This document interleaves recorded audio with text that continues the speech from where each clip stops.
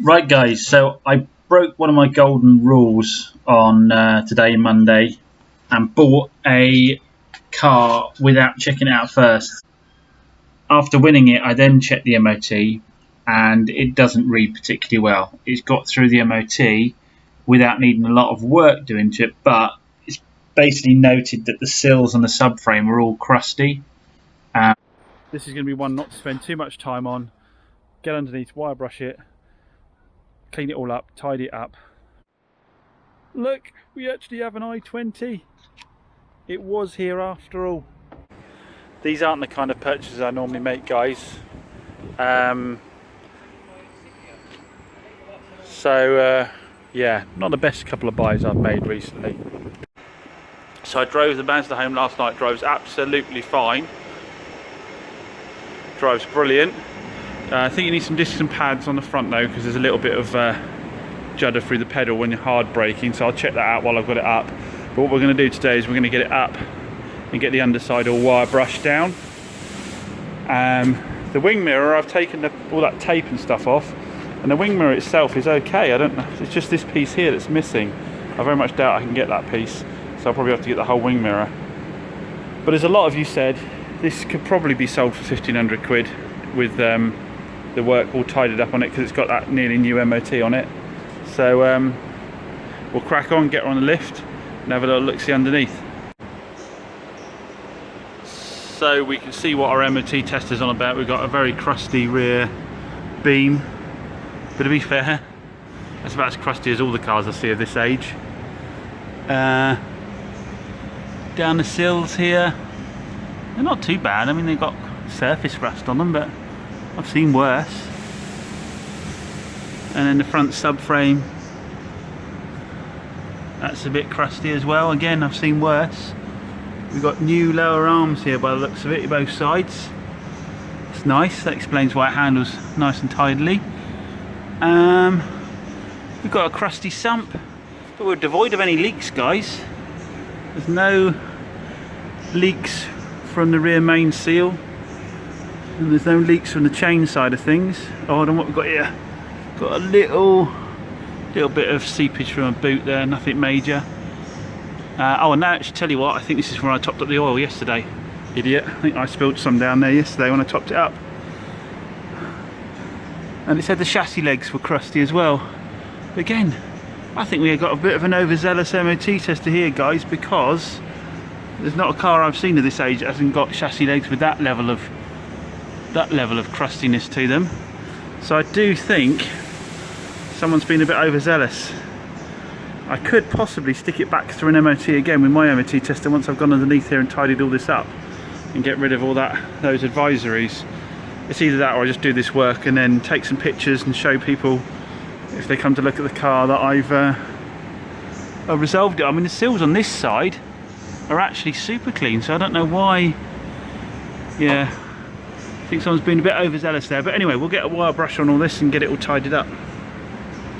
Proper job done. I've taken the springs out, used some spring compressors and then a lever bar. With the weight of the car off them, they're not too hard to get out, but always safety gear with springs, guys. So gloves, mask, spring compressors to make sure it doesn't twang out unexpectedly. I've had a spring come back on me while putting a shot together before. I hit my knee, it wasn't enjoyable at all. I mean, obviously, like this, like I say, it's not under anywhere near the same level of stress, but now I'll be able to get right in here and do a proper job of cleaning this rear axle up. So we've wire brushed it all down, hoovered all the crusty stuff out the cups there so that it doesn't interfere when we put the cure rust on, because we don't want the cure rust to sitting on a bed of rusty flakes. And obviously it's not perfect, but it's a lot better, and what I'm about to do will protect it for a fair bit longer. So we've got some cure rust and a brush here, so I'm going to go along and apply it to all of this, and then when that's dried we'll give it stone chip. So while the cure rust is going off on the back, we're going to move to the front. You can see I've gone along and I've wire brushed and put a bit of stone chip along the tunnel here, wire brushed, put a bit of stone chip on the sills as I went along. But what we've got to do now is sort out this crusty front subframe. So same process, going to wire brush it all down, cure rust it, and then stone chip it. Let's get cracking. Saturday vibes gone, guys. I wire brushed the sump down because it had a lot of surface rust on it, didn't it? And look, we are weeping a lot of oil. So looks like new sump, but luckily it looks like all the bolts are on the outside. It looks like it'll clear past this plate here with a bit of jiggery pokery. Well, at least it happened to me and not a customer who then lost all the oil out of their engine. Right, so we've stone chipped all that rear axle and all around the brakes and down the chassis legs, on the back of the floor, back of the floor pans, and we've done it all down here on the front subframe. So that's done. We're still leaking out the sump that I hold with the wire wheel, so I'll have to get a sump on Monday morning. So, but all of that is done. The next step is what I was waiting for that to go off. I've been cleaning the sills. Give them another wash in a minute, and then the plan is to tape off from here all the way along and stone chip from there right underneath here, and pick up these little bits of surface rust along the way here. I'll wire brush them down a bit. Again, no more serious than I've seen on the other car, but we'll catch them. Now, before the haters come out and say you need to get colour coded paint and, you know, fill this and sand this and all this, look guys, this is going to be probably a £1,300 car, $20.95, $14.95 if I'm lucky. I can't afford to put that time and effort into it. No one's going to come along and pay me £2,000 for this car on 118,000 miles because I colour coded the bottoms of the sills. That's the reality of it, is that is the case. They're going to want something that's got a good long MOT on it, safe and reliable. Yes, they're going to want to know I've done things like the sump and wire brushed the underside and that, but they ain't going to give a monkeys about that, guys. So that's the reasoning behind that.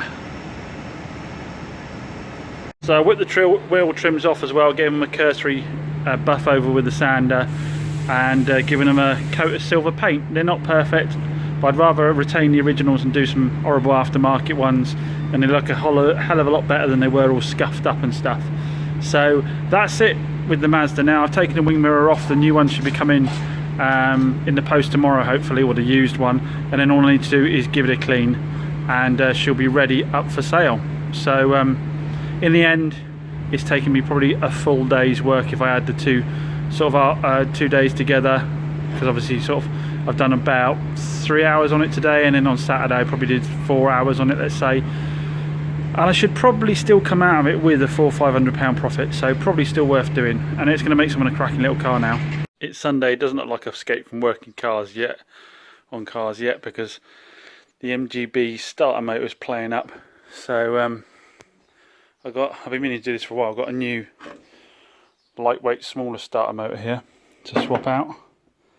So going to try and get that done before dinner. Maybe get an evening run out of her, or maybe a run tomorrow in her. Trouble is, she sits about too much. Got to use them more often. A lot of these things wouldn't happen. Probably the starter motor is probably right if I got it out and freed it up a bit. But to be honest, I'm meaning to try one of the upgraded, higher powered, smaller ones anyway, and see how that goes. So we'll whip that in there and see how we get on. I'm underneath the MGB, and I've got both side to side at the moment, so I can see which wire goes to where and transfer them across to the right positioning, hopefully.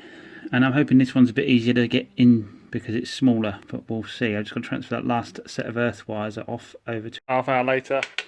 Old one's out, new one's in. Quick go, make sure we've got the wires the right way around.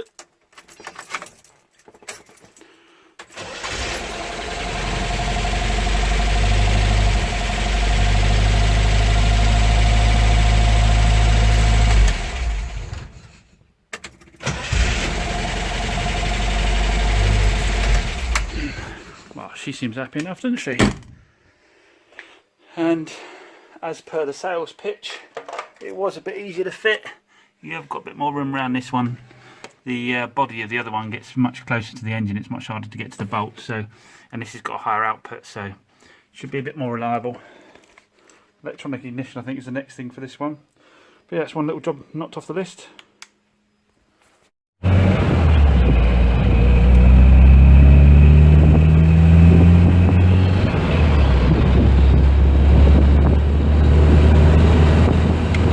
So Monday morning, obviously I did all that stone chipping on Saturday. I've got the new sump ordered up.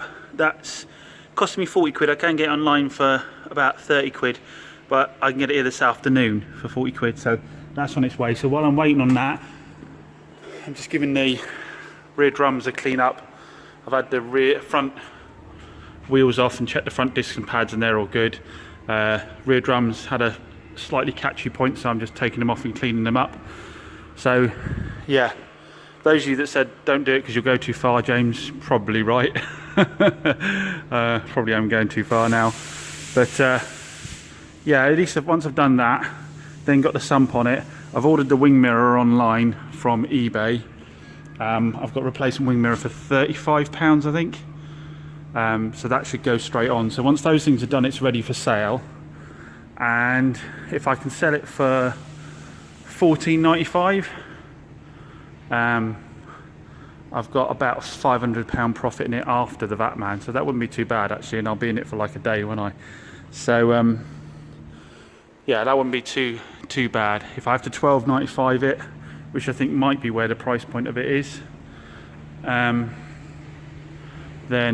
obviously we're only making 300 quid or so on it, but I think it's worth £14.95 with a 10 months MOT on it, the work I've done on it, the new sump. I want to do a service on it as well, obviously, because I've got to drop the sump anyway. So I think it's worth £14.95 compared to a lot of the crap heaps out there. And like I say, the underside wasn't actually that crusty. I mean, I've seen the same level of surface rust on pretty much every car of this age, but now I've gone through and done this work on the front subframe and the rear. You know, wire brushed it all down, cure rusted it and stone chipped it. It's going to last for a good time longer. I imagine if I put it for another MOT now, it'll probably come out that MOT without any note of corrosion at all. Anyway, we'll get these drums back on and then hopefully the sump will be in, we can get cracking with that.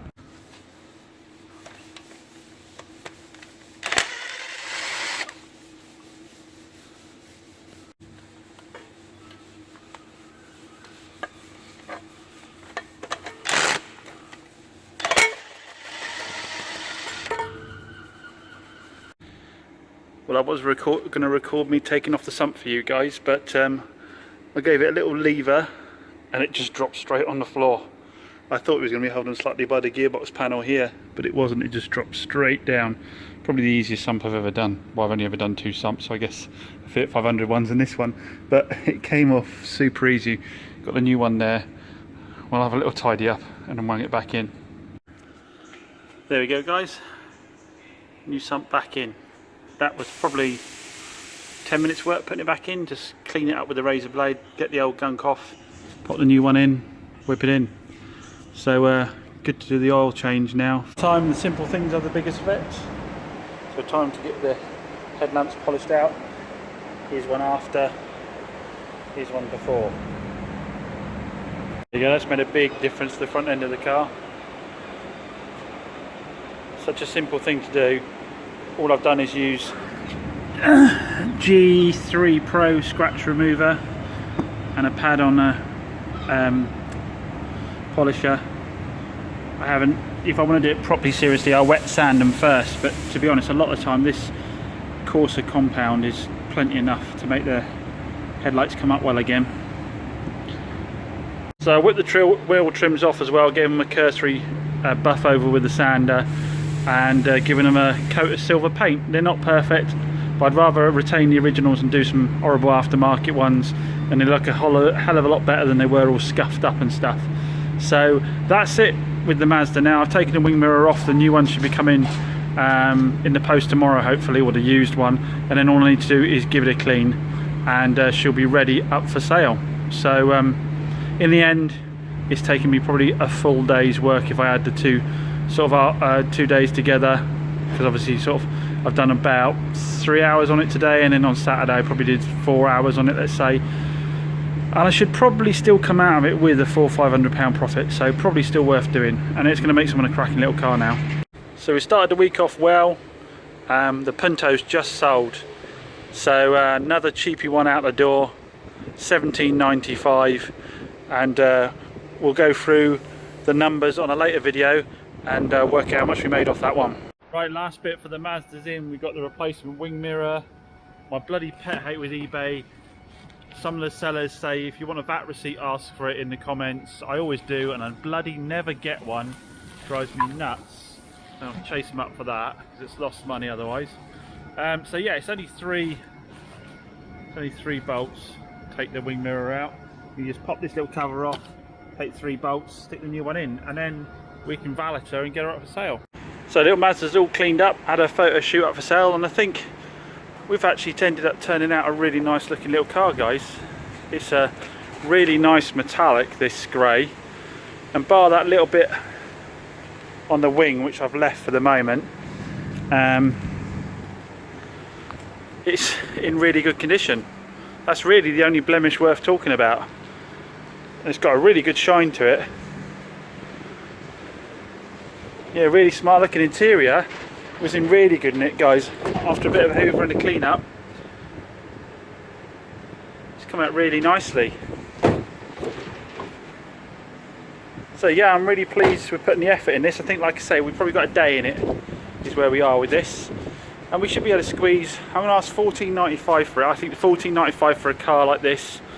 I've just done a service on it. Obviously I've gone through wire brushed, stone chipped underneath it. It's got nearly a year's MOT on it. I think that's good value. I don't think I should be asking any less for it, really. I don't see, if you come into a dealer and I'm going to prep it like that and give you some form of comeback with warranty side of things, I don't see why it should be any cheaper than 1,500 quid. And I actually think that represents much better value money than a lot of the other cars you look at within this price range. I've said it before, these Mazda 2s drive brilliantly. Of all the small cars I do, these drive the best, categorically. That 1.3 engine, it absolutely kills Corsas. You drive one of these after driving a 1.2 Corsa and there's no way you're going to buy a Corsa. These drive so much better. Obviously they're much more fun than sort of the Hyundais and the Kias. They're great little cars, don't get me wrong, but these are more fun, and I think they're the best looking as well, and I think they represent really good value for money, and reliability wise, mechanically, I think they've got a really strong reputation. So I think spending that a bit of time on it, I think we've turned out a really nice looking car, and I think it'll make someone, you know, as their first car, an absolute little cracker. Hyundai i20 rear hub. Been fighting this for about 2 hours.